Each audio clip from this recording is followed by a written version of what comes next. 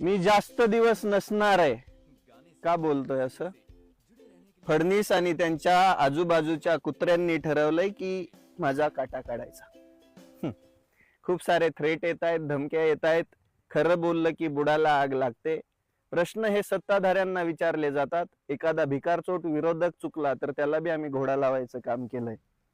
माझ्या छातीवरती कायम तिरंगा आहे. तो फक्त दाखवण्यासाठी, तो जगण्यासाठी आहे. या भारत देशासाठी, या मातृभूमीसाठी मला काहीतरी करायचंय. मला इथल्या सामान्य माणसाचा आवाज व्हायचं होतं म्हणून मी बोलत आहे. माझं अगदी आयुष्य सुंदर आहे. माझी शेती तुम्ही बघताय कशी बहरली आहे. जगण्यापुरतं कमवतो आणि त्याच्यावरतीच जगतो. मला दुसऱ्या कोणत्या गोष्टींची अपेक्षा नाहीये. पण या सत्ताधाऱ्यांना प्रश्न विचारत असताना या सत्ताधाऱ्यांची नीती एकच आहे, साम दाम दंड भेद. नाही ऐकलं, नाही शांत बसला तर मारून टाकायची नीती पण यांची आहे. आणि त्याचा प्रत्यय मला मागच्या 8-10 दिवस झाले येतच आहे.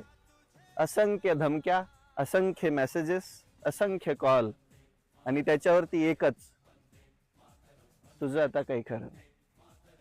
मग मला फडणवीसांना विचारायचंय की तुम्हाला प्रश्न विचारलेले आवडत नाहीयेत, मग त्या खुर्चीवरती काय झक मारायला बसलात का तुम्ही? एक हाती कारभार करायचा आहे तर मग तुम्ही मुख्यमंत्री झाल्यानंतर सरळ सरळ या महाराष्ट्रात हुकुमशाहीच घोषित करायची ना. सरकारच्या विरोधात बोलायचं नाही, सरकारला प्रश्न विचारायचे नाही, म्हणजे तुमचाच सगळा मनमानी कारभार, आणि सामान्य जनतेने काय करायचं असंच. ही कुठली नीती आहे राजकारणाची तुमची? बरं, आम्हाला राजकारण नाही करायचं, आम्हाला फक्त आमचे हक्क मागण्यासाठी तुम्हाला प्रश्न विचारायचेत. कारण की सरकार म्हणजे सामान्य जनतेसाठी मायबापाच्या भूमिकेमध्ये असतं.